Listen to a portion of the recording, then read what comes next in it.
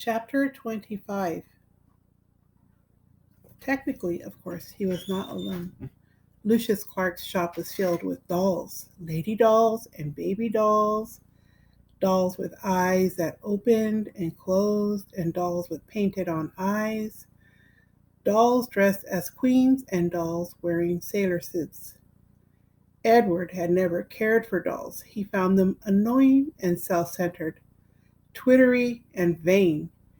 This opinion was immediately reinforced by his first shelf mate, a china doll with green glass eyes and red lips and dark brown hair. She was wearing a green satin dress that fell to her knees.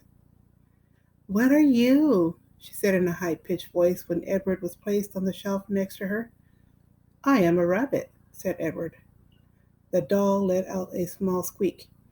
"You're in the wrong place," she said.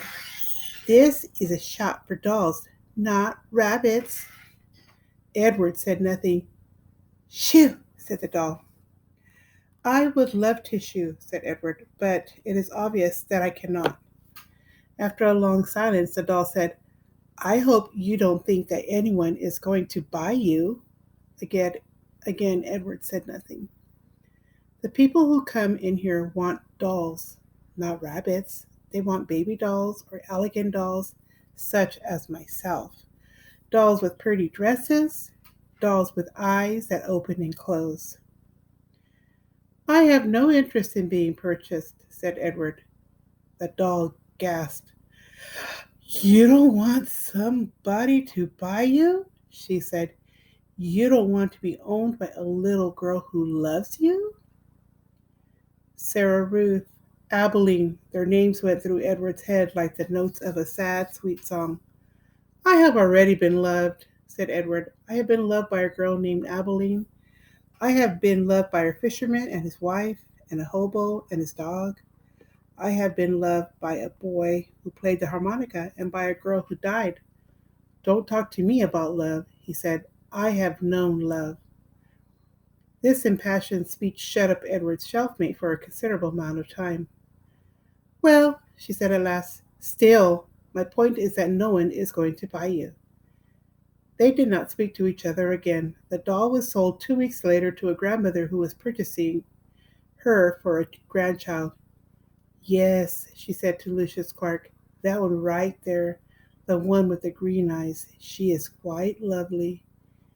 "Yes," said Lucius, "she is, isn't she?" And he plucked the doll from the shelf. Goodbye and good riddance, thought Edward. The spot next to the rabbit stayed vacant for some time. Day after day, the door to the shop opened and closed, letting in early morning sun or late afternoon light, lifting the hearts of the dolls inside, all of them thinking when the door swung wide that this time, the person entering the shop would be the one who wanted them. Edward was the lone contrarian. He prided himself on not allowing his heart to lift inside of him. He prided himself on keeping his heart silent, immobile, close tight. "I am done with hope," thought Edward Tulane. And then one day at dusk, right before he closed the shop, Lucius Clark placed another doll on the shelf next to Edward.